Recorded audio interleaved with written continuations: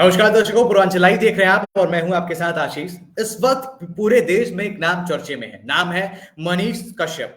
इसी पर आज चर्चा करने के लिए हमारे साथ हमारे जमीनी तौर पर पत्रकारिता करने वाले हमारे सहयोगी सत्यम तिवारी हैं।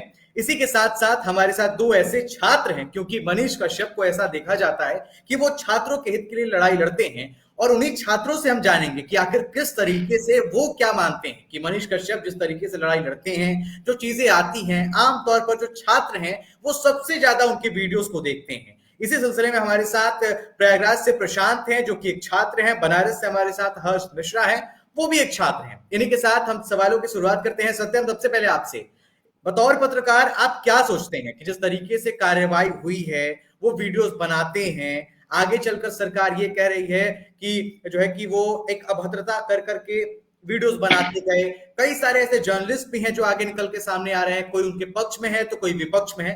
इस पर आप क्या सोचते हैं, ये बताइए। जी, पहले तो सभी दर्शकों को नमस्कार। जितने भी दर्शक जुड़ चुके हैं और लगातार जुड़ रहे होंगे दर्शक, उन सभी को नमस्कार। मनीष कश्यप ये नाम आज के अगर 8 साल 10 साल पहले अगर हम चले पीछे इतिहास में तो शायद ही कोई जानता होगा कि बिहार का एक छात्र है जो इस तरीके के वीडियोज बनाना शुरू कर देगा, माइक पकड़ेगा, अधिकारियों के मुंह में लगा के पूछेगा कि बताइए ना, कैसे इसमें सीमेंट नहीं लगा, कैसे बालू नहीं डाले जा रहे, कैसे सड़क बनाने में भ्रष्टाचार हो रहा है। इन सभी चीजों को अगर किसी ने सड़क पे उतर के अधिकारियों से सवाल करना शुरू किया तो वो मनीष कश्यप था। हाँ, तरह तरह के लोग हैं और आज भी पत्रकार हम लोग भी हैं और पत्रकारिता जीवन में है।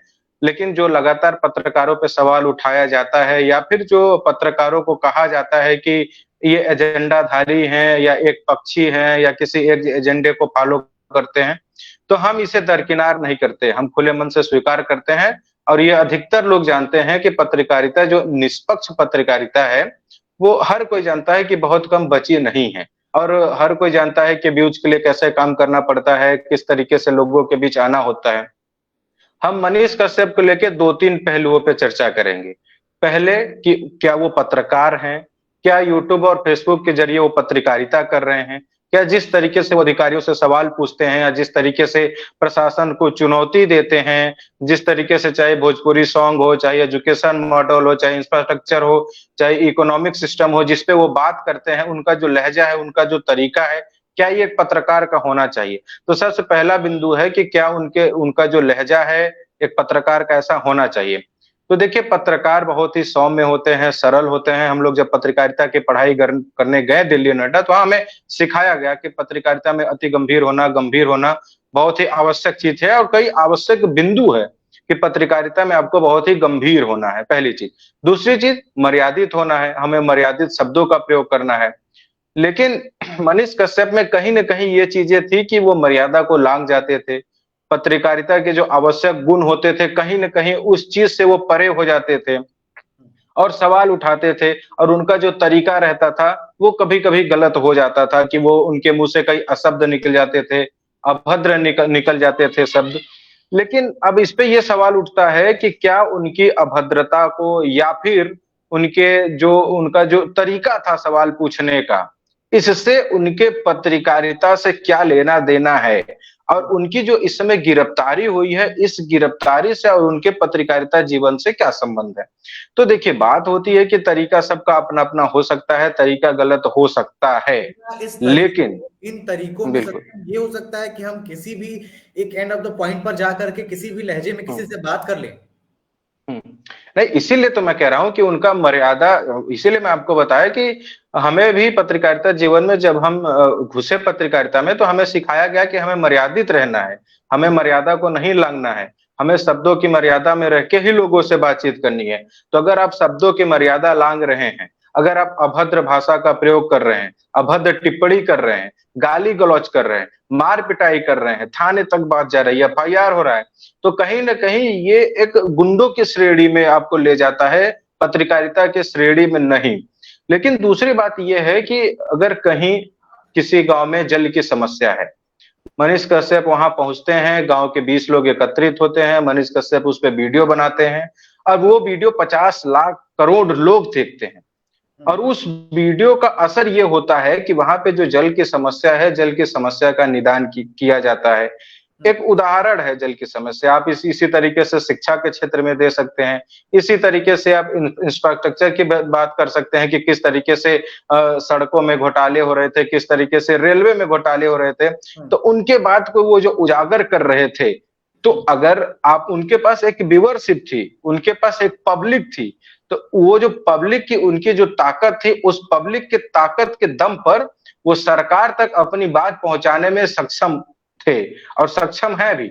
लेकिन दूसरी बात ये हो जाती है, देखिए ये जी कि सक्षम है, लेकिन सक्षम होने का क्या यही मतलब होता है, एक पत्रकार होने का क्या यही मतलब होता है कि आप एक सरकार को चैलेंज कर रहे हैं कि 180 दिन में आपकी सरकार गिरा दी जाएगी अगर मैं जेल जाता हूं तो? नहीं, उसी बिंदु पे मैं आ रहा था। देखिए दरअसल होता क्या है कि जब इंसान धीरे धीरे नाम कमाने लगता है, ताकत कमाने लगता है, पैसा कमाने लगता है, तो जिस तरीके से वो ताकत कमाता है, पैसा कमाता है, उसी तरीके से वो अहम भी कमा लेता है। उसके अंदर एक गुरूर और एक अहम आ जाता है कि अगर हमारे कहने से नल की व्यवस्था ठीक हो सकती है, हमारे वीडियो बनाने से कॉलेज यूनिवर्सिटी की व्यवस्था ठीक हो सकती है, हमारे वीडियो बनाने से सन ऑफ बिहार हमें कहा जाने लगता है, हमारे वीडियो बनाने से कोई बड़ा एक्टर जो है वो बिहार में आता है, हमारे वीडियो बनाने से लोग यहाँ इंडस्ट्री की बात करने लगते हैं, हमारे वीडियो बनाने से अधिकारी एक बार डरते हैं कि कहीं मनीष कश्यप आके हमसे सवाल ना पूछने लगे। ये सारी चीजें जो एक फैक्ट है और धीरे धीरे आगे जब बढ़ता जाता है, इसका विस्तार होता है, तो आदमी को लगने लगता है कि अब मैं शहंशाह हो गया हूं, अब मेरे बातों को लोग सुनेंगे, समझेंगे। तो इस तरीके से किसी को चुनौती देना कि मैं तुम्हारी सरकार गिरा दूंगी। और देखिए मनीष कश्यप के, जहां तक मैं अंदर के कुछ लोगों से बात किया हूं, मनीष कश्यप कहीं ना कहीं अब एक पत्रकार नहीं, अपने आप को राजनेता के रूप में देखने लगे थे कि अब वो कहीं ना कहीं धीरे धीरे राजनीति को अग्रसर हो रहे थे। तो स्वाभाविक सी बात है कि जब एक राजनेता दूसरे राजनेता की बुराई नहीं करेगा या ऐसा नहीं कहेगा कि हम तुम्हारी सरकार गिरा देंगे, ये कर देंगे, वो कर देंगे, तो वो सुर्खियों में कैसे आएगा? और सुर्खियों में जब नहीं आएगा तो फिर वो राजनेता बनेगा कैसे? तो ये बातें हैं कि देखिए कुछ 2-3 बिंदु हैं जिसे उनके द्वारा जो किया गया कार्य है या उनके जो कदम है उसकी सराहना की जानी चाहिए, लेकिन उनके तरीके पे सवाल उठता है आज भी। और दूसरी बात ये कि उनका जो तरीका है पत्रकार कहलाने के लायक नहीं है, इस पर शब्दों में मैं कहूं। अच्छा, आपने कहा कि पत्रकार कहलाने के लायक नहीं है, और आपने ये भी कहा अभी कुछ देर पहले कि उन्होंने छात्रों की लड़ाई भी लड़ी है। इसी के लिए हमारे साथ छात्र भी हैं। प्रशांत, आपसे सवाल करना चाहेंगे। प्रशांत, जिस तरीके से आप लोग वीडियोस देखते हैं और मनीष कश्यप के आप लोग एक तरीके से फैन भी हैं, कितना मानते हैं, किस तरीके से क्या मनीष कश्यप जो शब्दों का चयन करते हैं, जिस तरीके से वो काम करते हैं, वीडियोस आता है सामने अधिकारियों के लिए और आप छात्रों के हित के लिए वो यूनिवर्सिटी में घुस जाते हैं, आप कितना सही मानते हैं इन सब चीजों को?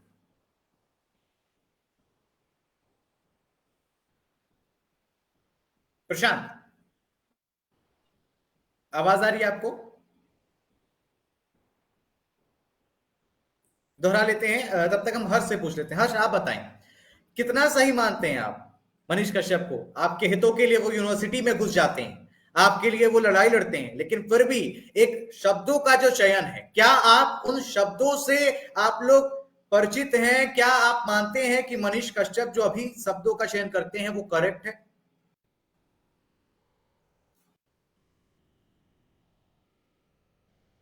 कि जमीनी स्तर की परेशानियों को अगर दिखाना गलत है तो एक पत्रकार, एक मनीष कश्यप को गलत कहना सही है।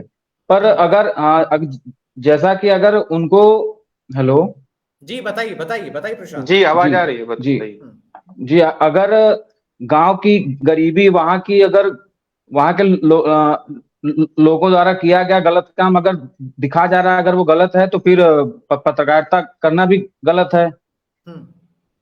मतलब आप ये कह रहे हैं, मेरा सवाल यही था कि क्या शब्दों का जो चयन होता है, आमतौर पर आप लोग भी पढ़ाई करते हैं, उन शब्दों के चयन से क्या आप वाकिफ रखते हैं क्या, कि ऐसे शब्दों का चयन पत्रकारिता में? हाँ देखिए, पहली बात तो बिहार से बिलोंग करते हैं और बिहार की भाषा ही भोजपुरी है, तो वहां के भाषा में थोड़ी लड़खड़ाहट तो है ही। तो इस बात को अगर जनता नहीं समझेगी और अगर हम आप नहीं समझेंगे तो फिर ये कहना कि उनकी भाषा गलत है, ये थोड़ा ठीक नहीं होगा। हम्म। सत्यम, आपसे पूछते हैं। सत्यम, ये बताइए कि जिस तरीके से अभी हर्ष ने भी कह दिया कि अगर हम सवाल उठाते हैं और किसी भी लैंग्वेज में, वो तो बिल्कुल सही है। इसी में हमारे दर्शक भी बहुत सारे कमेंट में कर रहे हैं। इसी पर आपसे यही सवाल है कि क्या जिस तरीके से मनीष कश्यप की गिरफ्तारी हुई है, क्योंकि मेरे पास कई डेटा है और मैं सारे डेटा लेकर के यहाँ पर बैठा हुआ हूं, कि पहले कहीं ना कहीं और भी कई ऐसे अखबार थे जिनकी जो छापते हैं और वो ये कहते हैं कि हमारे, मेरे पास अभी हिंदुस्तान का भी कटिंग है मेरे पास, मैं आपको दिखाता हूं कि किस तरीके से जी, कई अखबारों में था, बिल्कुल बताइए। अब ये हिंदुस्तान का अगर आप मैं कटिंग दिखाऊं, मैं सारा डेटा लेकर के बैठा हूं, उसमें लिखा हुआ है कि तमिलनाडु में हिंदी भाषी मजदूरों पर कातिलाना हमले, और ये अखबार है 2 मार्च 2023 का। तो आखिर क्या इन सब चीजों के अलावा जितने भी ऐसे अखबार हैं उनको छोड़ करके मनीष कश्यप को टारगेट कर ले जाना, ये कहां तक सही मानते हैं? इसी बात को मैं अगली कड़ी में कहने वाला था और आपने बहुत अच्छा प्रश्न भी किया, उसी से मैं संबंधित मैं जवाब दे देना चाहता हूं। देखिए, मनीष कश्यप के पास एक बहुत बड़ा ऐसी कोई टीम नहीं है, उनके 1800, 2000, 3000 ऐसे रिपोर्टर नहीं है जगह जगह कि उनके पास कहीं से खबर आती हो। मनीष कश्यप भी हमारे आप जैसे छोटे पत्रकार हैं, वो अखबारों से, पोर्टल से, किसी अन्य के वीडियो से जो है वो सूचनाएं प्राप्त करते हैं। तो अगर उन्हें कहीं से ये सूचना मिली, किसी अखबार से उन्होंने पढ़ा, उसके बाद वहां पे मौजूद किन्हीं लोगों से बातचीत किया, वो भ्रामक हो सकता है, गलत हो सकता है, उस पर उनकी गिरफ्तारी भी हो सकती है, वो सभी चीजें जायज हैं, जायज कहा भी जाना चाहिए। लेकिन सवाल यही है हाँ, कि क्या ये जो हिंदुस्तान ने छापा है, क्या ये भ्रामक नहीं है? आपको मैं दिखाता हूं। बिल्कुल उसी पे मैं आ रहा था, उसी, बिल्कुल आपकी बात जायज है। उसी पे मैं आ रहा था कि अगर मनीष कश्यप को भ्रामक बताकर उन पे ऊपर कार्रवाई की जा रही है, उन्हें गैंगस्टर अपराधियों की तरह ढूंढा जा रहा है, उन पे जब छात्रों पे बर्बरता से लाठी पुलिस दौड़ा के मारती रहती है, फिर कोई सवाल नहीं उठता। लेकिन मनीष कश्यप के पुलिस पूरे तन्मयता से जुट जाती है। जब मुझे याद है कि जब छात्रों पे लाठी बरसाई गई, उस समय बिहार के मुख्यमंत्री से पूछा गया कि छात्र पीटे जा रहे हैं, तो बोले कि अच्छा ऐसा भी कुछ है क्या, ठीक है पता करवाते हैं। तो उनको शायद कुछ पता नहीं रहता, लेकिन मनीष कश्यप के बारे में एक एक चीज उन्हें पता है कि उनके खाते में पैसे कितने हैं, वो कहाँ जा रहे हैं, कहाँ घूम रहे हैं, किस बात को लेके कर रहे हैं। देखिए, ट्रैक रिकॉर्ड धीरे धीरे चेंज हो गया। मनीष कश्यप सरकार पे सवाल उठाने लगे, और सरकार पे सवाल उठाने के बाद आपको याद होगा कि कई बार वो तुलनात्मक करते थे, उत्तर प्रदेश से बिहार की तुलना करते थे कि जहां एक तरफ वहां जातिगत जनगणना हो रही है, उत्तर प्रदेश में इन्वेस्टमेंट आ रहा है, उत्तर प्रदेश उत्तम प्रदेश बन रहा है, योगी की सरकार है, यहाँ पे माफिया और जो भी इस तरीके के रॉबिन हुड टाइप के छवि वाले लोग हैं उनके खिलाफ बुलडोजर चल रहा है। एक दूसरी तरफ नीतीश कुमार हैं या आप कहिए तेजस्वी यादव है कि वहां जातिगत जनगणना कराने की बात की जा रही है कि किस तरीके से बिहार को और भी जाति के मसाले में लपेटा जाए, जातियों में बांटा जाए, जातिगत विभेदना की जाए। तो ये सारी चीजें लगातार मनीष कश्यप बात करने लगे थे। आपको याद होगा कि किस तरीके से मनीष कश्यप ने तमाम अखबारों को फोटो दिखाते हुए तमाम वीडियोस में उन्होंने बताया भी था और तुलना भी किए थे। तो जब ये तुलनात्मक अध्ययन कोई भी पत्रकार करने लगता है, तो सरकार को लगता है कि इस पत्रकार से कहीं न कहीं सरकार को चुनौती होती है, या वो डर जाते हैं, या थोड़ा बहुत भय होता है कि ये पत्रकार अब सवाल उठा रहा है तो कहीं न कहीं सरकार पे जो है इसका असर पड़ेगा। देखिए, सरकार कहाँ गलत है और मनीष कश्यप कहाँ गलत है। हम लोग अगर निर्भीकता से इसकी बात करें, निष्पक्षता से बात करें, तो सरकार यहाँ गलत है कि फिर उनके ऊपर आप जो कटिंग दिखा रहे हैं जिस अखबार की, उनके भी जो चेयरपर्सन है, उनके भी जो मालिक है, उनको भी उसी तरीके से गिरफ्तार करके उनके ऊपर भी इसी धारा में यही सवाल था कि क्या इन ऐसे बड़े पत्रकारों को, ऐसे बड़े मीडिया संस्थानों के संपादकों को मेल या फिर लेटर लिखने में हाथ कांप जाता है क्या बिहार सरकार का? देखिए, बात यह है कि इस समय सोशल मीडिया दुकान बंद कर दिया है सबकी। हकीकत ये है, चाहे वो इलेक्ट्रॉनिक मीडिया हो, चाहे वो प्रिंट मीडिया हो, सोशल मीडिया पे जिस तरीके से दौर बढ़ा है और सोशल मीडिया पे जिस तरीके से युवा पत्रकारों की फौज जो है काम करना शुरू की है, तो उससे हाथ पांव फूल गए हैं इलेक्ट्रॉनिक मीडिया और प्रिंट मीडिया की। फिर वो सोचने पे मजबूर हो गए हैं कि फिर क्या किया जाना चाहिए, कैसे किया जाना चाहिए। तो कहीं ना कहीं यहाँ पे मुझे लगता है कि कुछ इनका भी षड्यंत्र हो सकता है। हिंदुस्तान या फिर अन्य जो आप भी जितने भी अखबारों को, मैं तो लगभग लगभग अखबारों में देखा था, लगभग लगभग पोर्टल पे पढ़ा था, लगभग लगभग टेलीविजन पे देखा था, तो उनके चेयरपर्सन पे क्यों कोई कार्रवाई नहीं होती है? या फिर कितने ऐसे चेयरपर्सन हैं जिनको गिरफ्तार कर लिया गया, जिनके ऊपर इन्हीं धाराओं में केस दर्ज किया गया, किनके चैनल के दफ्तर बंद कर दिए गए, किनके शटर डाउन कर दिए गए, किनके अकाउंट सीज कर दिए गए, कितनों के घर कुर्की हो गई। मुझे तो नहीं लगता कि किसी के यहाँ हुई। और आप कटिंग लेके बैठे हैं, हमारे भी पास कटिंग है, हम मुख्यमंत्री को अब मिले तो आप भी सवाल कीजिएगा बिहार के मुख्यमंत्री से, आशीष जी, कि इनके ऊपर कब कार्रवाई होगी जिस तरीके से मनीष कश्यप पे कार्रवाई हो रही है। पूछा जाना चाहिए, एकदम पूछा जाना चाहिए। और जिस तरीके से, क्या आप नहीं मानते हैं सत्यम कि जिस तरीके से बिहार में जातीय जनगणना की बात हो रही है, क्या बिहार में ये बातें नहीं होनी चाहिए? क्योंकि मेरा रिकॉर्ड नहीं है और ये जो डेटा है वो एनसीआरबी का डेटा है 2022 का। पूरे सब लोग ध्यान सुनिएगा। लैंड डिस्प्यूट केसेस में बिहार नंबर 1 पर है। क्राइम अगेंस्ट वुमेन, महिलाओं के खिलाफ जो क्राइम्स होते हैं उसमें बिहार 2 नंबर पे है। मर्डर केसेस में बिहार 3 नंबर पे है। अटैक ऑन पुलिस और गवर्नमेंट ऑफिशियल्स पर, जो पुलिस पर हमले करते हैं, उसमें बिहार 1 नंबर पर है। अटेम्प्ट टू मर्डर में बिहार 2 नंबर पे है। राइटिंग केसेस में बिहार 2 नंबर पर है। डाउरी केसेस, दहेज प्रथा में 2 नंबर पे है।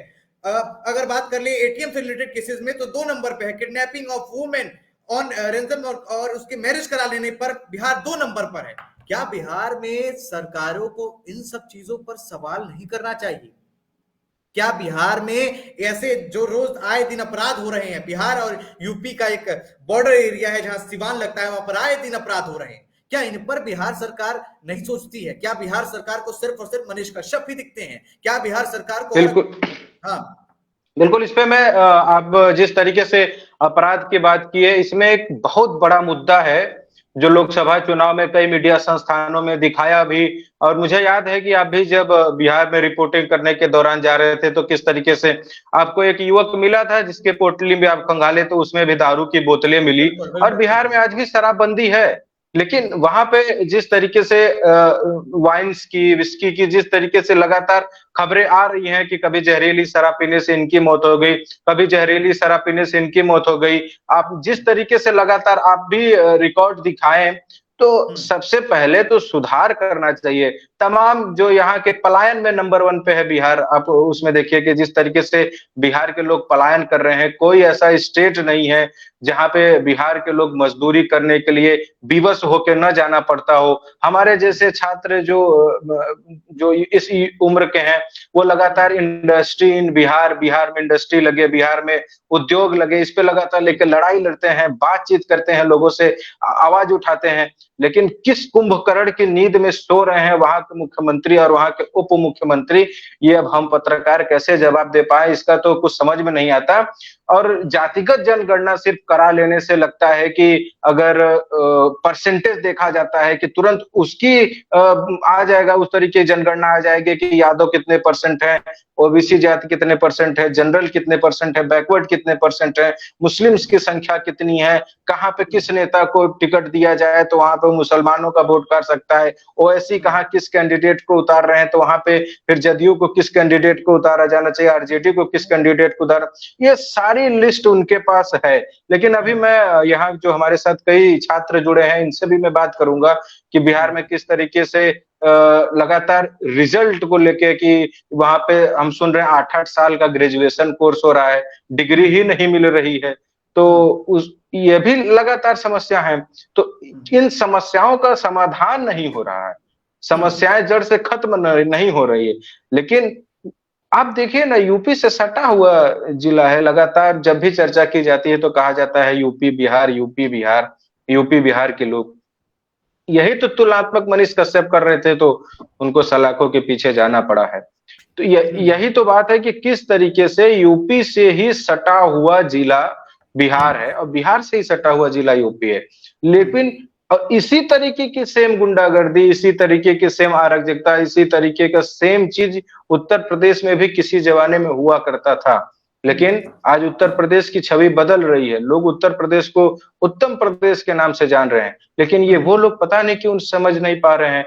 ये सरकार है बिहार की, समझना चाहिए छात्रों से भी बात करते हैं कि यूनिवर्सिटी को लेकर समस्याओं पे जी क्या सोचते हैं वो। मनीष कश्यप जो आवाज उठाते हैं इस पे उनका क्या राय है? मुझे लगता है प्रशांत को जवाब देना चाहिए इसका। प्रशांत, आपको क्या लगता है प्रशांत कि जिस तरीके से एक छात्र के हित के लिए मनीष कश्यप यूनिवर्सिटी में चले जाते हैं, यूनिवर्सिटी में सारे शिक्षक बैठे होते हैं, वहां का डीन जो है कि बैठे हुए थे, उस बीच जाकर के मनीष कश्यप सवाल करते हैं, उसके बाद बवाल मचता है। और सवाल यही कि 8-8 साल में जो 3 साल की डिग्री होती है उसको 8 साल में वो किया जा रहा है। आप क्या सोचते हैं इस पर लेकर प्रशांत?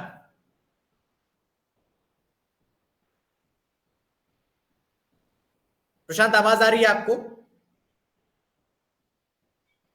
हर साहब बताएं, क्या सोचते हैं आप इन सब चीजों को लेकर? जी, जैसा कि आप अभी बोल रहे थे कि 8-8 साल 9-9 साल में वहां के बच्चे ग्रेजुएशन कर रहे हैं, तो ये बात बिल्कुल सत्य है कि वहाँ एक आध दो दोस्त हमारे भी हैं वहाँ के, बिहार के आपके जिले के हैं, तो वो लोग भी ऐसा बताते हैं कि सर 8-8 साल 9-9 साल लग जाता है वहाँ ग्रेजुएशन करने में। तो सर ये दिक्कत तो है, ये तो पूरे बिहार की स्थिति बहुत ज्यादा खराब है शिक्षा को लेके। शिक्षा को लेकर बहुत खराब है। तो क्या शिक्षा का जब माहौल खराब है, शिक्षा को लेकर के कोई बात नहीं करता है, बात होती है जातीय जनगणना पर, बात नहीं होती है क्राइम पर, बात नहीं होती है शिक्षा को लेकर के, और जब बात कोई करता है, कोई सवाल उठाता है तो उसको जेल में भेज दिया जाता है, ये कितना सही है सत्यम? आप पत्रकार हैं, कल के डेट में अगर आप कुछ कवर करते हैं, आपके साथ भी ऐसा हो सकता है। मेरे पास कुछ और भी डेटा है, एक पत्रकार को किस तरीके से बिहार सरकार मनोनीत करती है, किस तरीके से दर्शाती है लोगों तक, जरा सुनिएगा। पहला खबर आता है कि कुर्की हो रही है, कहां? तो मनीष कश्यप के यहाँ भगौड़ा घोषित कर दिया जाता है। क्या एक पत्रकार को शातिर अपराधी की तरह घोषित करना, लोगों को दिखाना, ये कितना सही मानते हैं? देखिए, पत्रकारिता पे आज नहीं, जब से पत्रकारिता शुरू हुई है तब से तलवार लटकी है। कभी पत्रकारिता को, मतलब ऐसा है कि जिस तरीके से लोग समझ नहीं पाते हैं कि पत्रकारिता का, पत्रकारों का जीवन भी कितना संघर्षपूर्ण होता है। उन्हें लगता है कि मलाईदार पद है, अच्छे से चीजें मिल जाती हैं, सब संपर्क रहता है। आप जिस तरीके से उदाहरण दे रहे थे कई पत्रकारों का, आपको याद होगा कि कोरोना काल में कितने कैमरामैन, कितने टेलीविजन चैनल के, कितने पत्रकार जिनकी सैलरी रुक गई, जिन्होंने अपने परिवार को खो दिया, कोई सुनने वाला नहीं था, कोई मंत्री, कोई विधायक, कोई सांसद, कोई सुनने वाला नहीं था। इसी तरीके से अब मनीष कश्यप भी अपने आप को सन ऑफ बिहार कहते हैं, लेकिन आज देखिए उनके समर्थन में कोई उतर नहीं रहा है, उनको कोई सुन नहीं रहा है कि मनीष कश्यप कहाँ तक जायज है, कहाँ तक नाजायज है, या उनके समर्थन में भी बात की जाए।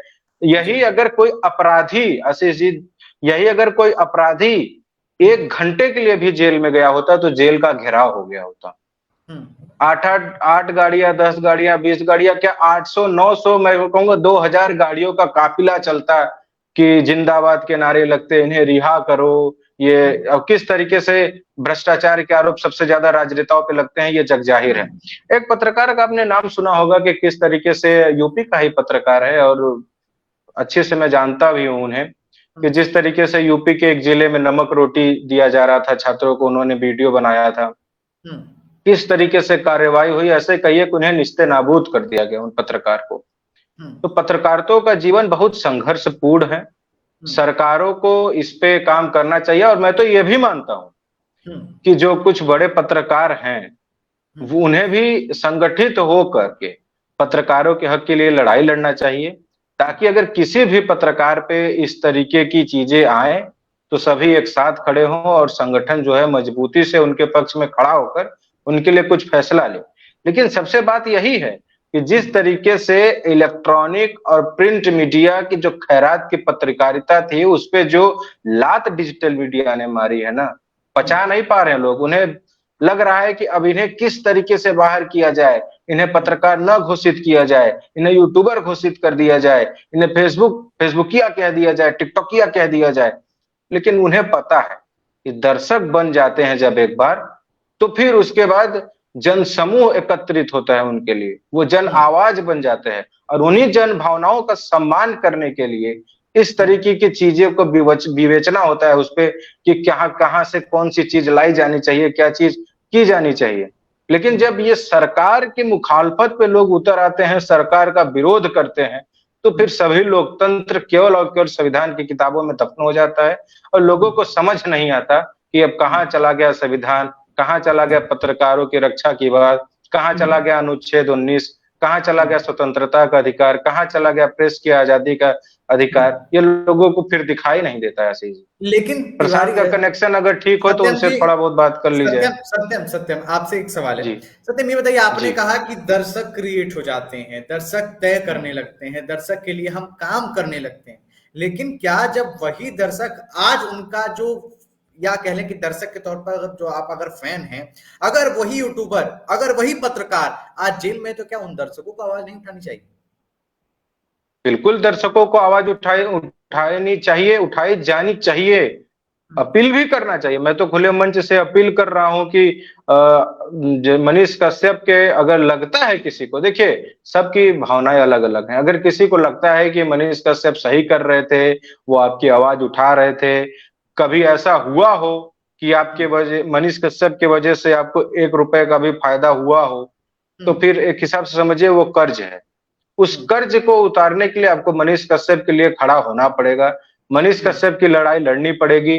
और हम लोग जो मामूली से छोटे से कस्बे के, सड़क के, गली के पत्रकार हैं, वो हमेशा ये मानते हैं कि तरीका गलत हो सकता है, लेकिन मनीष कश्यप ने जो गरीबों के लिए, जो आम जनमानस के लिए जो काम किया है और जो उनको दुआएं मिली हैं, वो खाली हाथ नहीं जाएगी। आज नहीं तो कल उसका हिसाब होगा।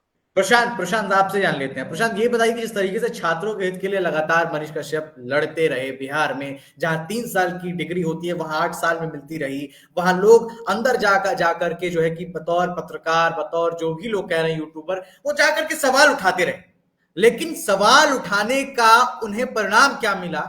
तो जेल जाना पड़ा। इस पर आप क्या सोचते हैं?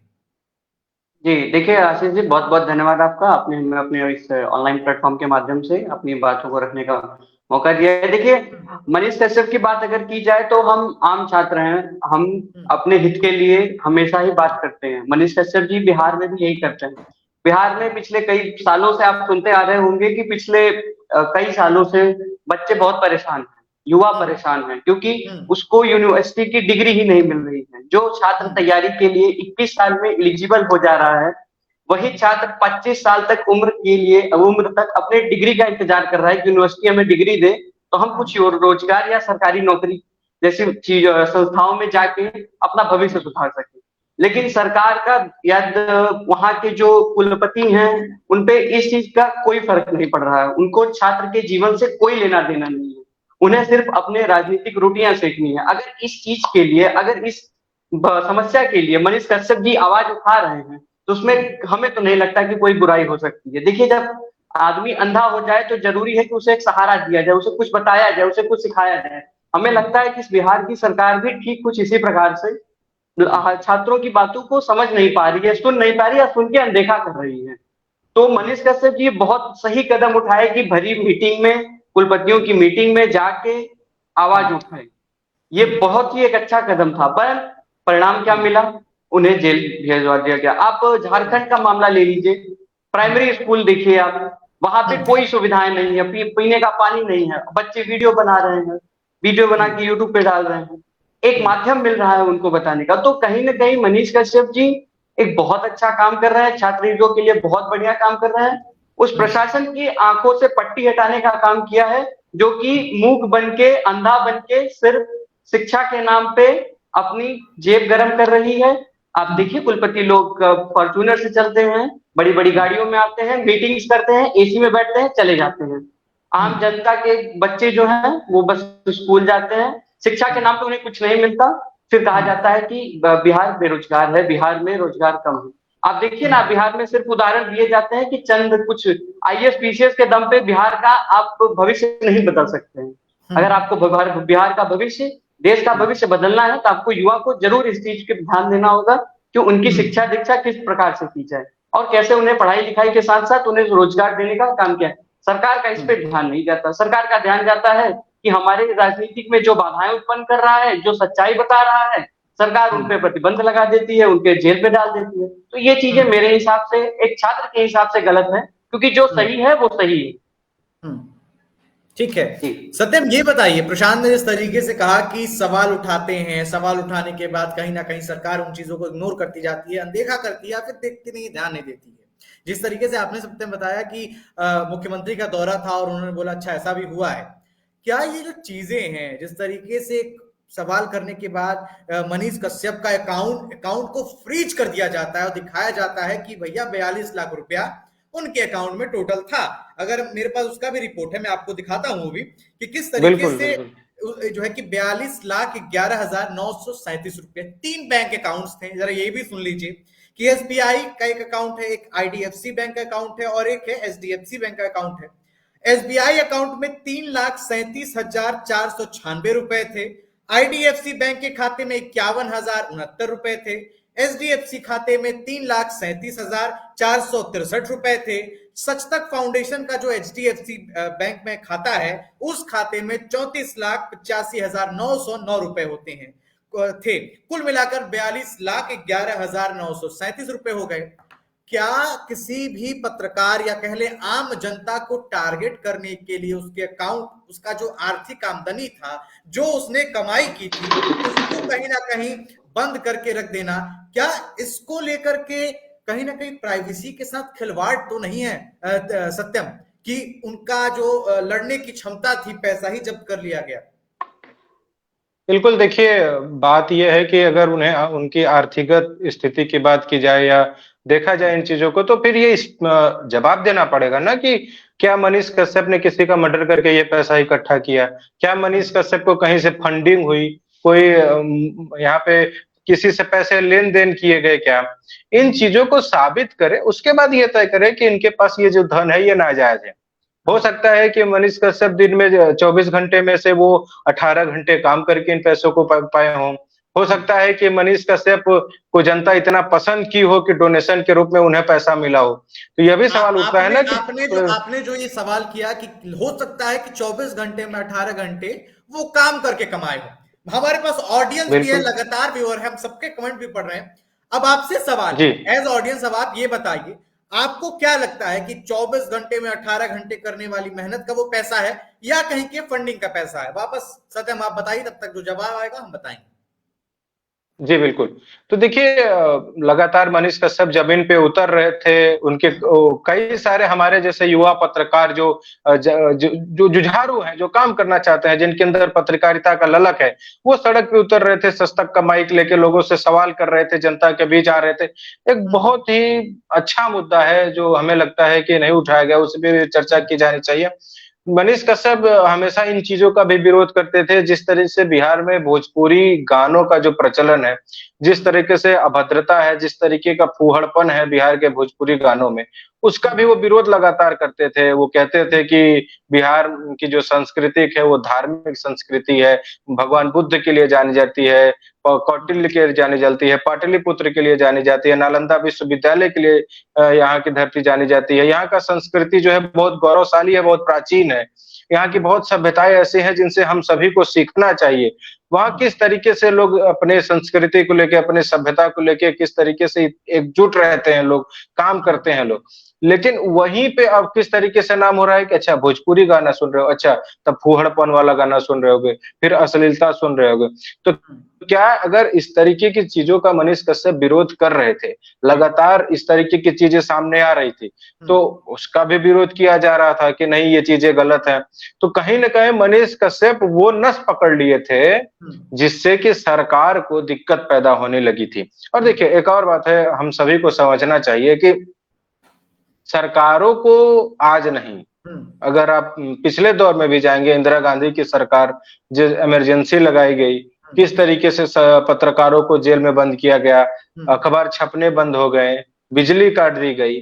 तो जब भी कोई, आज की मनीष कश्यप की बात नहीं है, जब भी पत्रकार सरकार के लिए खतरे की घंटी बजे हैं या फिर बने हैं, तब सरकारों ने यही फैसले उठाए हैं, यही कदम लिए हैं कि किस तरीके से पत्रकारों की आवाज बंद कर दी जाए। सत्यम, आप ये कह रहे हैं एक तरफ कि जब सरकारों के लिए खतरे की घंटी पत्रकार बने, क्या बिहार में इकलौता ही पत्रकार मनीष कश्यप ही थोड़ी है, और भी हैं उनके? नहीं, इकलौता पत्रकार नहीं है। आप द एक्टिविस्ट वेद शर्मा को जानते होंगे, किस तरीके से तेज प्रताप यादव ने उनको बुलाया, आइए आइए मेरा इंटरव्यू ले लीजिए। उसके बाद जब वो उनका इंटरव्यू लेने पहुंचे तो उनका पीछा किया गया तेज प्रताप यादव के द्वारा।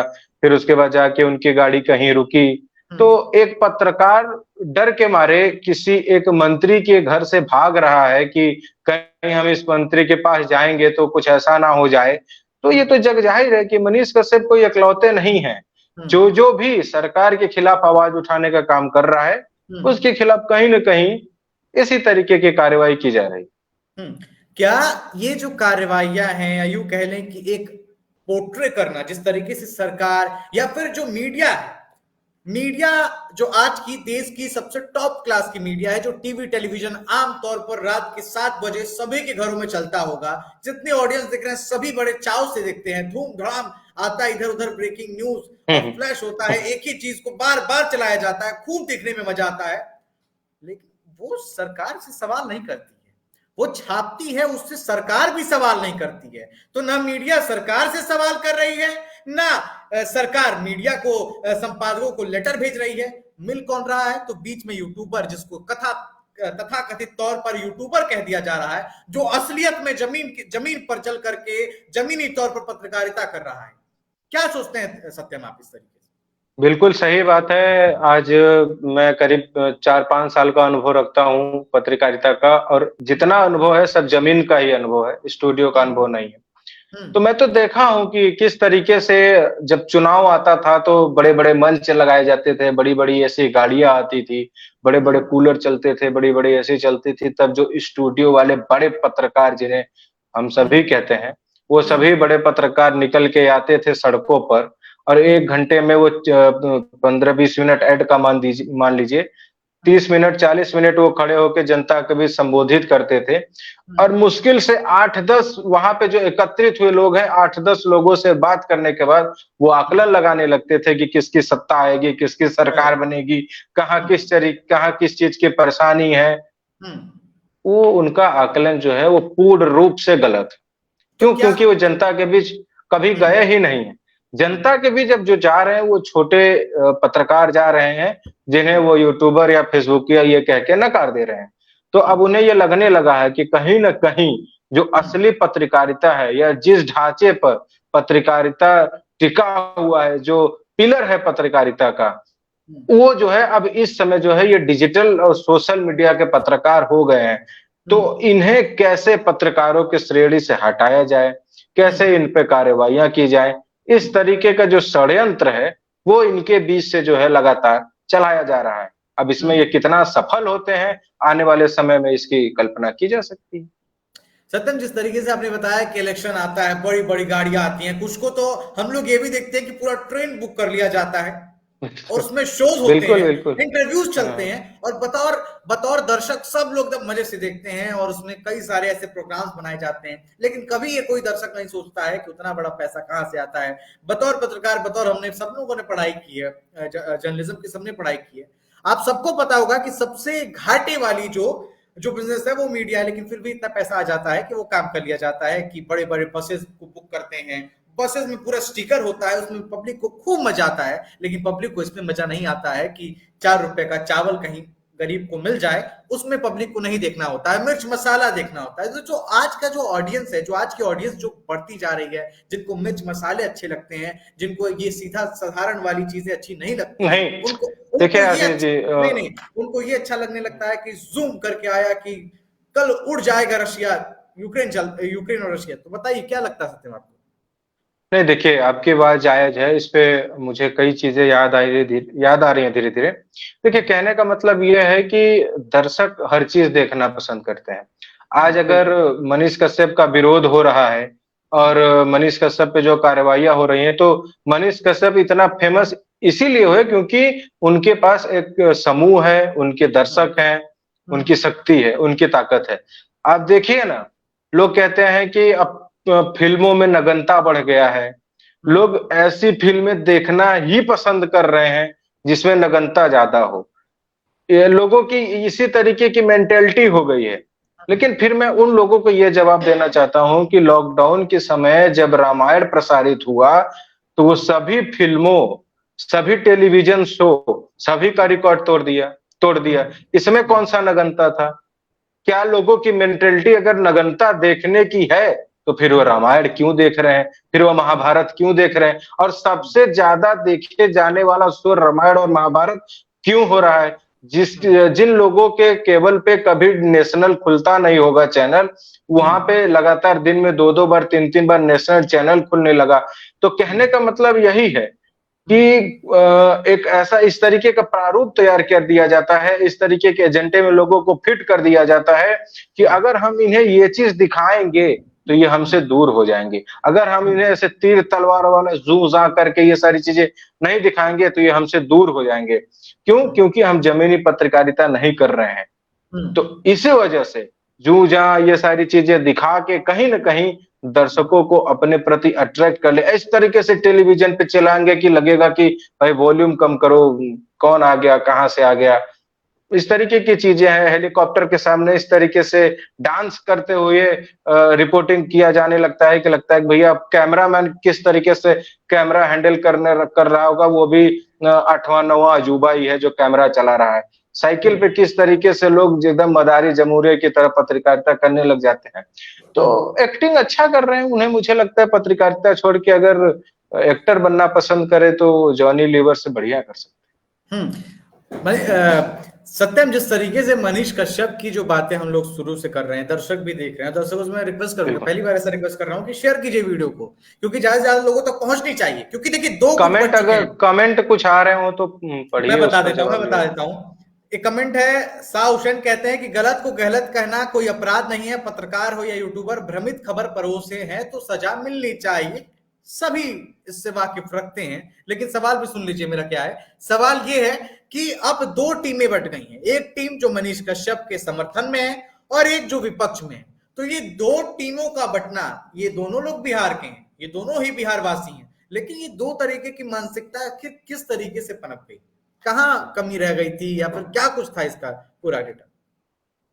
नहीं, हुसैन साहब के पेट में जो दर्द है वो मैं समझ सकता हूँ, लेकिन बात यह है कि हुसैन साहब को भी ये चीज समझना चाहिए कि किस तरीके से मनीष कश्यप को 15 लाख, 20 लाख, 25 लाख लोग अगर देख रहे हैं और उनके वजह से अगर बिहार में काम हो रहा है और हुसैन साहब को दुकान खुल रही है, हुसैन साहब के यहाँ लोग आ रहे हैं काम करवाने, कोई अपने गाड़ी का काम करवा रहा है, कोई इनसे पंचर बनवा रहा है, तो कोई ठेला लगा रहा है, तो कोई बिरयानी बिचवा रहा है, तो ये भी रोजगार जो है वो भी कहीं न कहीं से मनीष कश्यप की ही देन है कि उनके वजह से सृजन हो रहा है। लेकिन एक खास मानसिकता अगर सनातन की बात करने लग जाए कोई, धर्म की बात करने लग जाए कोई, तो फिर ऐसे कुछ लोग हैं जो जिनको पेट में दर्द होता है कि नहीं अब मनीष कश्यप गलत हो गए या मनीष कश्यप पत्रकार नहीं रह गए, वो बहुत गलत कर दिए। तो हुसैन साहब से एक सवाल है ना कि अगर सरकार मनीष कश्यप पे कार्रवाई कर रही है तो हुसैन साहब जिस तरीके से आशीष पोस्टर दिखा रहे हैं आपके स्क्रीन पे, मैं चाहूंगा कि अगर अच्छे आप वकील हैं या अच्छे वक्ता हैं तो सरकार से निवेदन करिए, एक लेटर लिखिए कि तमाम मीडिया संस्थान जो मनीष कश्यप से पहले ये भ्रामक चीजें चलाई हैं उन पर भी कार्रवाई हो, उनकी भी घर कुर्की हो, उनका भी अकाउंट फ्रीज किया जाए, तब पता चलेगा कि हुसैन साहब सच बोल रहे हैं। हो सकता है कि हुसैन साहब राजनीतिक से प्रेरक होके इस तरीके की बातें कर रहे हैं, तो उनकी तकलीफ तो समझ सकते हैं, हालांकि उस पर विशेष ध्यान देना नहीं है, ब्रॉड स्तर पे बात करनी है। ठीक है। अब प्रशांत आप ये बताइए, आप एक छात्र हैं, छात्र जी, हम आपको छात्र तो कह सकते हैं, लेकिन आप एक कहीं ना कहीं नौजवान भी हैं। नौजवान होने के नाते आपको क्या लगता है कि सच को दिखाना, पत्रकारिता को किस तरीके से देखते हैं? पहले के पत्रकारिता में और अब के पत्रकारिता में कितना डिफरेंस हो गया? जी देखिए, पहले की पत्रकारिता कही जाती थी। हम लोगों को बहुत अच्छे से याद है, बचपन में हम लोग डीडी नेशनल और डीडी न्यूज के सामने बैठते थे, जिसमें पत्रकारिता के हिसाब से खबरें चलाई जाती थी। ब्रेकिंग न्यूज धूम-धा नहीं चलाया जा सकता था। अब क्या है, जो इलेक्ट्रॉनिक मीडिया है, जो टीवी वाली मीडिया है, इसको हमेशा मसाला पसंद है, मिर्ची पसंद, सबको भी। अब देखिए, जो आप हमारे साथ ऑप्शन अगर जो होगा हम वही यूज करेंगे। अगर हमें ऑप्शन में यही सब मसालेदार ही परोसा जाएगा तो हमारे पास तो ऑप्शन है। अगर एक आम आदमी अपने घर पे बैठ के 7 बजे टीवी चलाता है तो उसके लिए अगर झूझा वाली न्यूज ही अगर सभी न्यूज चैनल दिखा रहे हैं, ये उसकी मजबूरी हो जाती है कि वो इन सब चीजों को छोड़ के किसी ऐसे प्लेटफॉर्म पे जाए, किसी ऐसे पत्रकार कोई ऐसे अच्छे पत्रकार से के बातों को सुने जो कि सच की चीजों को दिखाए। मनीष कश्यप ने ये काम जमीनी स्तर पे किया है, उन्होंने बहुत अच्छा काम किया है। अगर आप युवा को विषय में अगर आप बात कर रहे हैं तो देखिए बिल्कुल ये गलत अगर कहा जाए तो गलत है कि किसी भी मीटिंग में किसी भी क्या कहते हैं सरकारी अगर मीटिंग चल रही है तो उसमें नहीं जाना ये गलत है। लेकिन अगर आम पत्रकार की तरह वो भी सिर्फ इस मुद्दों को टीवी पे चला के बंद कर देते तो वो कहीं ना कहीं सरकारी मुद्दों में भी ये बातें कहीं ना कहीं एक जगह दब के रह जाती हैं। अगर उस पर एक्शन न लिया जाए तो बिल्कुल ही सरकार उस पर अनदेखी कर दी जाती है, सिर्फ कागजी कार्रवाई की जाती है और कुछ नहीं होता है। आप कई यूनिवर्सिटी अब देख लीजिए, वहां पे सचमुच में रिजल्ट 7-8 साल से लटके हुए हैं, ये हकीकत है। लेकिन इसको बताने के लिए हमारे मीडिया के पास, हमारे इलेक्ट्रॉनिक मीडिया के पास नहीं समय है, उसको बस ये समय है कि बॉलीवुड में क्या चल रहा है। उनको ये खबर है कि राखी सावंत के साथ क्या चल रहा है। उनको ये चीजें सरकारी मतलब आप इलेक्ट्रॉनिक मीडिया को समझिए कि वो नहीं दिखा पा रही है। अगर ये चीजें मनीष कश्यप जी कर रहे हैं तो बहुत अच्छा कर रहे हैं और मैं इसको बिल्कुल ही सराहनीय कार्य मानता हूँ। और देखिए अगर सच को अगर बताने के लिए झूठ या गलत इरादे करना भी चाहिए तो मुझे नहीं लगता। आप महाभारत से उदाहरण उठा के देखिए, कृष्ण भगवान ने भी कुछ कुछ ऐसी लीलाएं की जो कि हो सकता है कई लोगों की नजर में अधर्म मानी जाए, लेकिन धर्म की स्थापना के लिए कहीं ना कहीं उन चीजों की आवश्यकता जरूरी थी। और ठीक इसी प्रकार से मैं इसी प्रसंग को अगर यहाँ जोड़ के देखूं तो मनीष कश्यप जी बहुत सही कर रहे हैं। कम से कम सरकार के खिलाफ आवाज उठा रहे हैं, जमीनी तौर पे हकीकत बता रहे हैं। तो बच्चों की और छात्रों की जो समस्याएं हैं, युवाओं की जो समस्याएं हैं बिहार में, उन्हें बहुत अच्छी तरीके से बता रहे हैं। तो कहीं ना कहीं ये बहुत अच्छा कदम था, लेकिन सरकार वही अपनी राजनीतिक पैतरों की वजह से उन्हें जिस हिसाब से सलाखों के पीछे डाल रही है, मेरे हिसाब से और एक युवा के हिसाब से ये बहुत ही गलत कदम है। मैं इसका विरोध बिल्कुल करूंगा और मैं चाहूंगा कि जितने भी युवा लोग हैं इस चीज का विरोध करें, क्योंकि सरकार जी जी सत्यम आप ये बताइए। एकदम सही बात बोल रहे थे। उसमें एक चीज मैं ये जोड़ना चाहूंगा कि किस तरीके से मसालेदार चीजें परोसी जा रही हैं। मनीष कश्यप ठीक है, वहां पे जाते हैं, कुलपति से बात करते हैं, 8-8 10-10 साल रिजल्ट लटका हुआ है। दूसरा चीज ये कि अगर कोई व्यक्ति किसी तरीके से मुश्किल से जोर जबरदस्ती से किसी से सोर्स से कहीं से भी अगर अपनी डिग्री ले भी लेता है या वो 10वीं और 12वीं के बेसिस पे परीक्षा देता है तो फिर उसके रिजल्ट रोक दिए जाते हैं, उस भर्ती में घोटाला हो जाता है। और अगर वो अपने हक के लिए सड़क पे उतरता है, लड़ाई करता है, तो फिर किस तरीके से अपराधियों की तरह उनको पीटा जाता है। उसके बाद मुख्यमंत्री से सवाल किया जाता है तो कहते हैं अभी मैं पता करूंगा। और उन्हीं के बीच जब मनीष कश्यप जाते हैं और मनीष कश्यप उनके दर्द को सुनते हैं, उनके बातों को आगे उठाते हैं, उनके वेदनाओं को समझते हैं कि किस तरीके से छात्रों को पढ़ने में कितनी मुसीबतें आती हैं। दिन रात एक करके अगर वो मेहनत करते हैं, उसके बाद वो आगे बढ़ते हैं। और उसके बाद अगर देश के युवा के, देश के भविष्य पे अगर लाठियां बरसाई जाएंगी तो ये कहाँ तक जायज रहेगा। और इसका जवाब तो किसी न किसी दिन सरकार को देना ही पड़ेगा। आप देखिए, कभी लगा होगा हिटलर को भी कि वो तानाशाह है, सबसे बड़ा शहंशाह है, लेकिन एक समय था कि हिटलर सबसे बड़ा राजा था, सबसे बड़ा शहंशाह था, उसके सामने किसी की चलती नहीं। लेकिन जब लोकतंत्र की स्थापना होगी तो हिटलर शाही तो चलेगी नहीं। तो जब जनता समझ जाएगी कि अब जो है ये हिटलर शाही हो रही है, तो हिटलर का जवाब जैसे दी वैसे आज के समय में भी देगी, बहुत अधिक अंतर नहीं है। ठीक है, आप कह रहे हैं हिटलर वाली चीजें। जब से सरकार बनी है, तेजस्वी यादव और नीतीश यानी चाचा भतीजा साथ आए हैं बिहार में, तब से आपको नहीं लगता कि अपराध बढ़ा है, अपराध का ग्राफ बढ़ा है? ये मैं नहीं, ये रिपोर्ट कहता है, ये डेटा कहता है। इन चीजों पर ना बातें कर करके मेरे पास जो अभी मैं रिपोर्ट बता रहा था, मैं फिर से बता देता हूं कि क्या क्या जो ग्राफ्स थे वो किस तरीके के रहे हैं, जरा वो सुन लीजिएगा। बिहार का जो रैंकिंग है पूरे बिहार का, एनसीआरबी डेटा क्या कहता है? डेटा ये कहता है कि लैंड डिस्प्यूट केसेस में Bihar number 1, crime against women में बिहार नंबर 2, मर्डर केसेस में बिहार नंबर 2, अब 2023 वाले में number 1, attack on police government officials number 1, attempt to murder वाले केसेस में नंबर 2, राइटिंग केसेस में नंबर 2, डाउरी केसेस में 2, किल्ड ऑफ डाउरी में 2 नंबर पे है, एट्रोसिटीज कमिटेड अगेंस्ट दलित पर 4th नंबर पे बिहार का रैंकिंग है, क्राइम अगेंस्ट वुमेन पे बिहार नंबर 2 पर आता है, रेप केसेस में 13वें नंबर पर आता है, अब 2023 वाले में और ऊपर आ गया है। Assault on women with intent to outrage her modesty 21वें रैंक पे आता है। Kidnapping of women for ransom outrage her modesty 21वें नंबर पर आता है। ATM related fraud cases number 2 पर आता है और एटीएम रिलेटेड फ्रॉड केसेस में नंबर 1 पर इस वाले महीने मतलब 2000 माफ कीजिएगा साल 2023 में 1 नंबर पर आ जाएगा। क्राइम में तो बिहार आगे बढ़ रहा है साहब, लेकिन कहां कमी रह जा रही है? क्या सरकार ये चीजें नहीं देख रही है कि 8 साल में भैया जो हमें मिलना था 8 साल में वो अब जो है कि 3 साल में वो 8 साल में मिल रहा है? क्या सरकार ये नहीं देख रही है कि नाले नहीं है? सरकार ये नहीं देख रही है कि आए दिन जो है कि शहरों में जिलों में मर्डर हो रहे हैं? आज के डेट में अगर आप उठा के देखिए तो यहीं पर अगर हम बात कर ले बिहार और यूपी का जो बॉर्डर है सिवान जिला, आए दिन यहाँ पर मर्डर के केसेस होते हैं।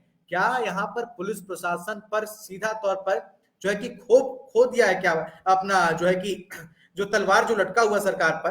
क्या इन चीजों पर जो क्राइम रेट लगातार बढ़ रहा है, कहां कमी रह गई है? क्या इन पर ध्यान नहीं है सरकार का?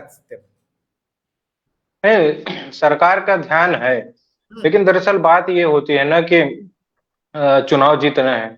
चुनाव जीतने के लिए जनता के बीच जाना है, जनता से वोट मांगना है। तो जनता से वोट मांगने के लिए, चुनाव जीतने के लिए इन सभी चीजों को अगर हाईलाइट किया जाए, इन सभी चीजों पे बात किया जाए तो सरकार सवाल पूछेगी ना कि मुझे मेरे बेटे को रोजगार नहीं मिला है, मैं वोट नहीं दूंगा आपको, नहीं किसी अन्य को दूंगा।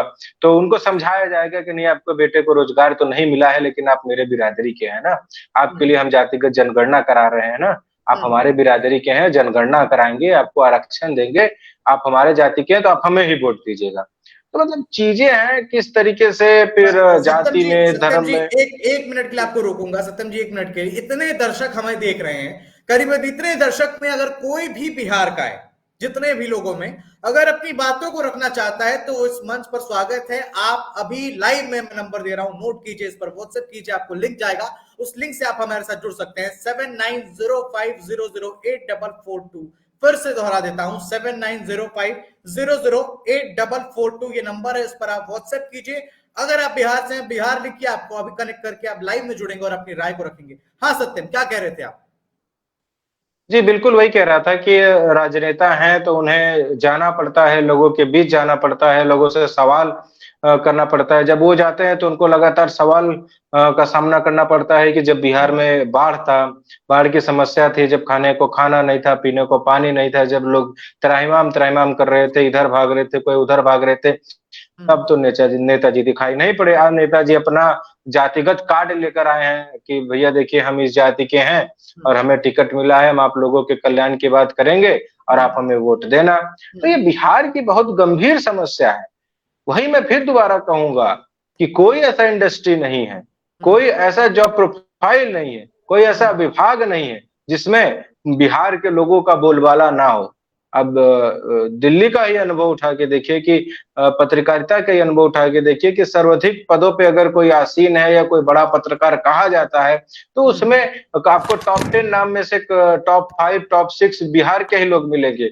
लेकिन अगर आप उनसे कभी व्यक्तिगत मिलिए आशीष जी, आप उनसे पूछिए कि आपका क्या नाम है, आप किस चैनल में काम करते हैं, तो बताएंगे। पूछे आप रहने वाले कहाँ के हैं, तो वो अपना जो है बिहार वाला एड्रेस नहीं बल्कि कहीं और जगह का एड्रेस बताएंगे। तो क्योंकि उन्हें पता है कि हम बिहार वाला एड्रेस बताएंगे तो हो सकता है कि जो आज स्थिति है, जिस स्थिति से बिहारियों को देखा जा रहा है, जिस तरीके से उन पर अत्याचार किया जा रहा है, जिस तरीके से उनकी बातें की जा रही है, हो सकता है कि वही नैरेटिव इस व्यक्ति का मेरे लिए भी हो, इसीलिए वो अपना पता तक बदल दे रहे हैं।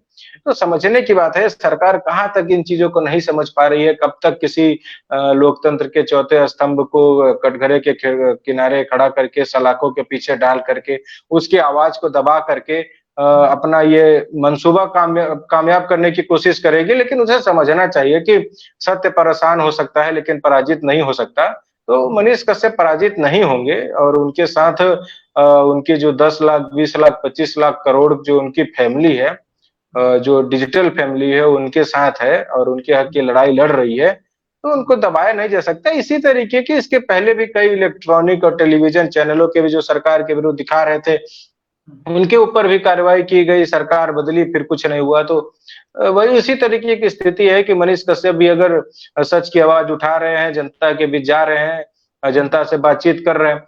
और सबसे बड़ा सवाल ये है कि अगर मनीष कश्यप पूछ रहे हैं कि सड़क में इतना सीमेंट डालना चाहिए तो आपने इतना ही क्यों डाला, तो इसमें गलत क्या है? अगर मनीष कश्यप पूछ रहे हैं कि ये काम इतने दिन इस के समय सीमा इतने है, इतने दिन में ही पूरा हो जाना चाहिए और इससे अधिक समय लग रहा है, तो इसमें गलत क्या है? अगर मनीष कश्यप पूछ रहे हैं कि टोल पे इस गाड़ी का टोल टैक्स क्यों नहीं लिया जा रहा है, तो इसमें गलत क्या है? अगर मनीष कश्यप हॉस्पिटल में जाके मरीजों वहाँ के जो कर्मचारी है, वहाँ के जो चिकित्सक है, उनसे पूछ रहे हैं कि आपको 10 बजे यहाँ पे आ जाना चाहिए, तो आप 11 बजे क्यों आ रहे हैं? तो फिर इसमें क्या तकलीफ होनी चाहिए? अगर मनीष कश्यप लोगों से कह रहे हैं कि बिहार में अश्लीलता, फूहड़पन को मत फैलाओ, तो इसमें किसको तकलीफ होनी चाहिए? ये तो समझ में नहीं आता। अगर मनीष कश्यप कह रहे हैं कि यहाँ पे ये जो भूमि है, इसे सरकारी है, इस पे किसी अन्य ने कब्जा करके बनाया है, इसको सरकार को अपने कब्जे में किया जाना चाहिए, तो इसमें किसको तकलीफ हो सकती है? अगर वो कह रहे हैं कि भैया यहाँ पे यूनिवर्सिटी खोलो, इंडस्ट्रीज लगाओ, बिहार में लोगों को आगे बढ़ाओ, यहाँ पे उन्हें मोटिवेशन दो, युवाओं को रोजगार दो, खेलने का मौका दो, स्टेडियम बनाओ, एयरपोर्ट बनाओ, हॉस्पिटल बनाओ, तो क्या तकलीफ हो सकती है? सरकार करे ना। और उसमें गलत क्या है, ये मुझे नहीं समझ में आ रहा है कि गलत क्या दिखाया गया है, गलत क्या बताया गया लोगों को। तो जैसे अगर आप एक तरफ कह रहे हैं कि सवाल उठा दिया, सब कुछ हो गया, फूहड़पन की बात आप कर रहे हैं, बिहार में आए दिन गाने लॉन्च होते हैं, कोई कुछ कहता है, कोई कुछ कहता है, उन शब्दों को भी हम लाइव में नहीं कह सकते हैं। इसको किस तरीके से बिहार वासी देखते हैं? क्योंकि सबसे अधिक गाने भी चल जाते हैं साहब, इसमें भी कोई संदेह वाली बात नहीं है। तो इसको किस तरीके से देखते हैं आप? क्या ये गाने कहीं ना कहीं बिहार की संस्कृति को एक तरफा लेके जा रहे हैं, गलत ठहरा रहे हैं लोगों के बीच? नहीं देखिए, समझने की बात है कि ये संस्कृति को छीड़ किया जा रहा है और व्यक्तियों को पता नहीं चल पा रहा है, क्योंकि अब वो एक अलग एंजॉयमेंट मूड में है। लेकिन बिहार में ऐसे कई गाने हैं, आप देखिए छठ का जो गाना है, जिस समय छठ आता है, उस समय उस गाने की धुन मुझे लगता है कि बिहार ही नहीं अपितु पूरे भारत में, यहाँ तक कि मैं विश्व में कहूंगा कि सुना जाता है, लोग उसे सुनते हैं, सभी के स्टेटस में वो लगता है। तो उस गाने को भी अगर सुनने वाले अरबों खरबों में है, तो मुझे लगता है कि अगर उसी तरीके के गाने आएंगे जो संस्कृति और सभ्यता से संबंधित होंगे, जो संस्कृति बिहार की है उसको जो सजोने की बात करेंगे, जो बिहार के मिट्टी की बात करेंगे, जो बिहार के बेरोजगारी की बात करेंगे, जो बिहार के युवाओं की बात करेंगे। एक और मुझे नाम याद आ रहा है, मनीष कश्यप के साथ ही काफी सुर्खियों में रही नेहा सिंह राठौर की अगर बात की जाए, तो किस तरीके से उन्हें जब नोटिस दिया गया था यूपी में काबा गाने गाने के बाद, जब कानपुर की जो घटना थी उसपे नेहा सिंह राठौर ने जो गाना गाया था डीएम रंगबाज बा इत्यादि इत्यादि जो भी उनके शब्द रहे, उस पे जब उन्हें नोटिस दिया गया तो लगातार सरकार पे यही हुसैन साहब जैसे लोग ही सवाल उठा रहे थे कि भाई सरकार जो है वो कार्रवाई कर रही है, किसी लोक गायिका की आवाज को दबाया जा रहा है। लेकिन एक वो उन्होंने ना गिरफ्तार किया गया, ना उन्हें सलाखों के पीछे डाला गया। उसके बाद भी वो लगातार पुलिस को जवाब दी और तमाम चैनल्स के मंच पे वो मंच साझा की, लोगों से बातचीत की। अभी भी वो लगातार तमाम चैनल से जुड़ रही हैं। तो उनको नोटिस दिया गया, उन्होंने नोटिस का जवाब दे दिया कि देखिए ये प्रशासनिक कार्रवाई है, पुलिस अपने हिसाब से कार्रवाई की। लेकिन अगर उन्हें यूपी में डीएम रंगबाज बा और ये सब गाने को लेकर अगर उन्हें जेल में डाल दिया जाता, सेक्शन लगाने को कोई भी लग सकता है, वो पुलिस का काम है, वो लगा सकती है, उसमें कोई दिक्कत नहीं है। लेकिन उसके बाद क्या है कि अगर उन्हें जेल में डाल दिया गया होता तो दिक्कत पैदा हो जाती, लोकतंत्र की बात होने लगती कि नेहा सिंह राठौर को देखिए गाना गाने के लिए योगी सरकार जेल में डलवा दी। योगी सरकार जो है क्रूर है, योगी सरकार जो है बुलडोजर जबरदस्ती चलवा रही है। नेहा सिंह का घर कुर्क हो गया होगा तो देखिए अभी कितने कैंडल मार्च लेके सड़क पर उतर आते। लेकिन मनीष कश्यप के लिए नहीं उतरेंगे, क्योंकि मनीष कश्यप को लोग धार्मिक चश्मे से देख रहे हैं, मनीष कश्यप को लोग जातिगत चश्मे से देख रहे हैं। मनीष कश्यप को सोच रहे हैं कि अरे ये जनरल हैं, ये ब्राह्मण हैं, या फिर ये सनातन की बात करते हैं, तो इनसे वोट बैंक बहुत ज्यादा सधने वाला है नहीं। तो इस वजह से भाई इनके पक्ष में या विपक्ष में बोलने से बहुत असर नहीं पड़ रहा है। इस वजह से लोग अपनी राजनीति रोटी सेकने के लिए उनके खिलाफ लगातार बोल रहे हैं। अब इसमें वो क्या समझना चाह रहे हैं या जनता को समझाना क्या चाह रहे हैं, ये तुलनात्मक अब नेहा सिंह राठौर से कर सकते हैं कि नेहा सिंह राठौर को इसी तरह की कार्रवाई होती तो किस तरीके से सड़कों पे प्रदर्शन होता, लेकिन मनीष कश्यप पर कार्रवाई हो रही है तो बिहार शांत। ठीक है, अगर हम बिहार की बात करें सत्यम, बिहार की अगर हम बात कर लेते हैं तो बिहार में जिस तरीके से अपराध बढ़े हैं, कल सदन में भी भाजपा के विधायक है पवन जायसवाल बिहार में, उन्होंने कहा कि यूपी के तर्ज पर ही यहाँ पर सरकार बनाई जाए और यहाँ पर भी इनकाउंटर होने चाहिए। अगर हम आज के खबरों की बात कर ले तो देखिए कई सारी ऐसे खबरें हैं, अभी बिहार में लेटेस्ट खबरें हैं कि कहीं पर किसी की हत्या हो गई है तो कहीं पर आगजनी हुई है बिहार में सीबीआई, और लेकिन जो सरकार है वो सीबीआई और ईडी को लेकर के ही लड़ी हुई है कि भैया भाजपा हमारे साथ गेम कर रही है केंद्र खड़े होकर के। तो जो अपराधीकरण बढ़ा है बिहार में, लोग कह रहे हैं कि पुराना जो 90 वाला बिहार था वो फिर अभी 2023 में भी आ चुका है, तो इसको किस तरीके से देखते हैं? देखिए, बदलाव ही प्रकृति का नियम है और बदलाव हर जगह होता है। अगर जनता त्रस्त होगी, जनता परेशान होगी, जनता को ये चीज लगेगा कि कहीं ना कहीं बिहार सरकार उनके हित में काम नहीं कर रही है, बिहार सरकार उनके हित के परे जा रही है, बिहार सरकार जनमानस की बात नहीं सुन रही है, जनमानस के मुद्दे को नहीं उठा रही है, तो स्वाभाविक सी बात है कि हो सकता है सत्ता परिवर्तन हो। और मजबूत से जिस तरीके से आप विधायक का जिक्र कर रहे हैं, तो हो सकता है कि उनकी बात सही हो और यूपी की तर्ज पे वहां कोई नई सरकार बने और वो जनता के हित में काम करे, तो उसकी तारीफ भी की जानी चाहिए। वर्तमान सरकार की आलोचना इसलिए की जा रही है क्योंकि जो बिहार की मूलभूत चीजें हैं, उन पे जो सवाल उठाया जा रहा है और उस तरीके की चीजें ठीक नहीं हो रही, अपराधी बढ़ रहे हैं, माफिया बढ़ रहे हैं, शराब खुलेआम बिक रही है, शिक्षा का अभाव है, उद्योग नहीं है, इंफ्रास्ट्रक्चर नहीं है, खेलने के लिए स्टेडियम नहीं है, एयरपोर्ट की कमी है, चीजें पूरी की जाए। बिहार बहुत बड़ा राज्य है। जैसे बिहार सरकार की मांग है कि जातीय जनगणना जरूरी है, ना कि एयरपोर्ट जरूरी है, ना कि एजुकेशन जरूरी है, ना कि क्राइम पे कंट्रोल जरूरी है, ना कि स्कूल जरूरी है, जातीय जनगणना सबसे अधिक जरूरी है। बोलिए सत्यम। समय बदल चुका है, अब सबको रोजगार चाहिए, खाने के लिए रोटी चाहिए। जाति का चूरन कब तक देते रहेंगे, है कि नहीं? जाति के चूरन से बहुत दिन तक कब्ज नहीं हटा सकते हैं। तो बात यही है कि अब जब खाने के लिए खाना नहीं रहेगा, रहने के लिए घर नहीं रहेगा, तो हर व्यक्ति सोचेगा कि अब जाति का चोला जो ओढ़े हैं उसको फेंको और अब रोजगार मांगो, नहीं बिना खाए मर जाएंगे। लेकिन अब वापस मनीष कश्यप पर हम आते हैं सत्यम। पहले की वीडियोस और अब की वीडियोस में बहुत फर्क है। मनीष कश्यप की अगर वीडियोस को हम देखें तो एक बिल्कुल सही चिल्ला करके पहले बनाना, फिर थोड़ा संयम भी बरतना शुरू कर दिया था मनीष कश्यप ने। क्या ये कहीं ना कहीं उनके अंदर ये पता चल गया था कि गिरफ्तार होने वाले हैं, सरकार की नजर में आ गए हैं, कुछ हो सकता है? नहीं, देखिए बात ये है कि अगर आप गलत हैं, कहा जाता है ना कि चोर के दाढ़ी में तिनका, तो सरकार को लग गया था और मनीष कश्यप धीरे धीरे एक ब्रांड बन गए थे बिहार के। तो ऐसा नहीं था कि उनके पास कोई सोर्स नहीं आता था, कोई खबरें आती नहीं थी, पूर्वानुमान के लिए उनके पास कई सारी खबरें आ जाती होंगी कि किस तरीके से चीजें क्या हो रही है। हो सकता है कि उन्हें लगा हो कि इस तरीके के सरकार उनके खिलाफ एक्शन लेने जा रही है, तो इसलिए नरम पड़ गए होंगे, शायद इसीलिए वो गिरफ्तार भी किया। अब देखिए गिरफ्तारी के समय किस प्रकार से जो एक चेहरा जो चीखता था, चिल्लाता था, सवाल पूछता था, लोगों के बीच उपस्थित रहता था, किस तरह से मुरझाया हुआ था और किस तरीके से एक फौजी का बेटा है, जिस तरीके से सम्मान किया जाना चाहिए उसका। क्या कर सकते हैं? अगर किसी राजनेता के पुत्र होते, किसी मंत्री के पुत्र होते, किसी सांसद के पुत्र होते, तो मुझे नहीं लगता कि इस तरीके की कार्रवाई शायद ही उनके ऊपर की जाती। देखिए मैं ऐसा नहीं है कि मैं प्रशासन पे या पुलिस पे सवाल उठा रहा हूँ कि पुलिस या प्रशासन जबरदस्ती उनको जेल डाल रही है। अगर कोई कानूनी तरीके से उन्होंने गलतियां की है, बहुत बार होता है, हर यूट्यूबर को होता है, कई बड़े यूट्यूबरों ने कानूनी रूप से कई गलतियां कर दी थी। कई बड़े यूट्यूबर 370 संबंधित 335 से संबंधित कई ऐसे शब्द थे जिसमें कुछ तथ्यात्मक रूप से या कुछ उसके मैप में गलत तरीके से प्रस्तुत किया कर दिया गया था या पुराना कश्मीर दिखा दिया गया था नया कश्मीर की जगह। तो उनके ऊपर कार्रवाई हुई थी कि भाई उनके उस वीडियो को डिलीट कर दिया गया था या फिर कहा गया था कि आप चैनल से रिमूव कर दीजिए।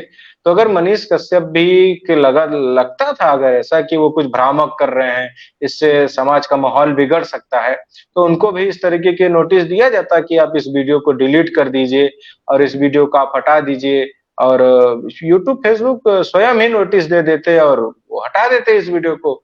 लेकिन इस तरीके से बिल्कुल अपराधियों की तरह उन्हें खोजना, फिर उनके अकाउंट को सीज करना, बिहार पुलिस लगातार एक एक ट्वीट करके उनके बारे में जानकारी देना, जिस तरह की तत्परता उन्हें गिरफ्तारी के लिए की गई, उसी की तरीके की तत्परता अगर शराबबंदी के लिए की जाए, उसी तरीके की तत्परता अगर माफियाओं के खिलाफ की जाए, उसी तरीके की तत्परता अगर यूनिवर्सिटी एजुकेशन के लिए की जाए, तो मुझे लगता है कि अपराध बंद होगा और बिहार आगे बढ़ेगा।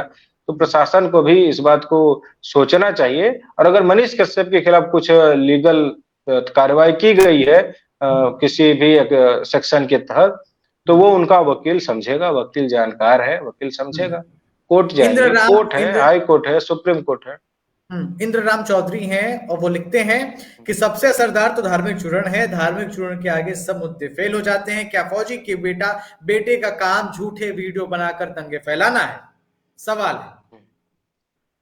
नहीं, देखिए, फौजी के बेटे का काम दंगे फैलाने का है तो आप सवाल करिए कि मनीष कश्यप के वीडियो से कितने दंगे फैल गए, कहाँ आगजनी हो गई, कहाँ मारपीट हो गई, कहाँ बिहार जल गया, कहाँ दो गुटों में लड़ाई हो गई। मुझे लगता है 10 या 15 एफआईआर बता दें जो मनीष कश्यप के वीडियो। इनके जवाब में दिल से लिखते हैं कि मनीष कश्यप के जेल जाना हमारे जैसे करोड़ों युवा को रुला दिया है। धिक्कार है ऐसे राजनेता पर जो बाप के खैरात में मिले कुर्सी की लालच में बिहार को जंगल राज 2 बना दिया, राजस बिहार को बर्बाद किया है। जब जब सत्ता में आया अपराध चरम सीमा पार रहा है। मनीष कश्यप का गलती बस इतना था कि गरीब मजदूर रोजगार फैक्ट्री पिछड़ा के लिए सत्ता के लालची सरकार से सीधा लड़ाई लिया। आज पुलिस तुम्हारी है, कर लो अत्याचार, कल क्या होगा किसने जाना है। ये जवाब देते हैं दिलीप सिंह। बिल्कुल जायज बात है कि देखिए, अब जब सत्ता में रहते हैं तो सत्ता के नशे में लोग तरह तरह की बातें करते हैं। सत्ता जाने के बाद उन्हें आभास होता है कि हम किस तरीके से सत्ता में रह के दुराचार किए, लोगों को परेशान किए, लोगों को प्रताड़ित किए। सत्ता जाने के बाद उन्हें याद आता है, जब तक वो सत्ता में रहते हैं उन्हें इन चीजों का ख्याल रखना चाहिए। हालांकि दूसरी बात यह है कि जिस तरीके से सवाल उठाया जा रहा है कि क्या इस फौजी के बेटे का इस तरीके से होना चाहिए कि वो दंगे फैलाए, तो मुझे अब उन्हें बताना चाहिए कि भाई कहाँ दंगे फैल गए, कहाँ उन्माद फैल गया। और मुझे तो लगता है उन्हें जानकारी भी नहीं होगी कि मनीष कश्यप को गिरफ्तार किस लिए किया गया है। वो ऐसा क्या वीडियो था उसमें कि भाई उन्माद फैल जाएगा और जो है 2 राज्यों में लड़ाई हो जाएगी। और अगर ऐसा कार्रवाई है तो मैं तो इसके पूर्व में भी कहते चला रहा हूं कि आप उन चैनलों के खिलाफ कार्रवाई करिए, उन प्रिंट मीडिया के चेयरपर्सन के खिलाफ भी कार्रवाई करिए। क्या दिक्कत है? जिस तरीके से मनीष कश्यप ने सरेंडर किया है, जिस तरह से एक फौजी के बेटे का मन मुरझाया हुआ है, उस तरीके से अगर उनका मन मुरझा जाए तो माने कि हाँ, सरकार जो है वो निष्पक्ष तरीके से, निर्भीक तरीके से काम कर रही है। सिर्फ मनीष कश्यप ही क्यों? जब सरकार बनी थी, जब अभी गठबंधन जो है गठबंधन हुआ, इसमें तेजस्वी यादव ने कहा कि हम 10 लाख नौकरियां देंगे, अस्पताल का ढांचा इंफ्रास्ट्रक्चर बनवाएंगे। क्या क्या मिला बिहार को? नौकरी मिली? तेजस्वी यादव का जवाब तो नीतीश कुमार ने पहले ही दे दिया था 10 लाख नौकरी का कि कहां से आंकड़ा ले आ रहे हैं, ऐसे ही बन जाएगा, कहां से आ जाएगा 10 लाख नौकरी, कहां से आंकड़ा ला रहे हैं, जब वो उनके साथ नहीं थे तो। आज तो चाचा भतीजा एक हो गए। जब उनके साथ नहीं थे तो नीतीश कुमार सवाल उठाते थे कि भैया कहां से आ जाएगा, तिजोरी में से लाएंगे, तिजोरी में से देंगे नौकरी। हो सकता है कुछ तिजोरी मिली हो नीतीश कुमार को, कहीं से दे सकते हैं 10 लाख उसी तिजोरी में से, क्या कहा जा सकता है।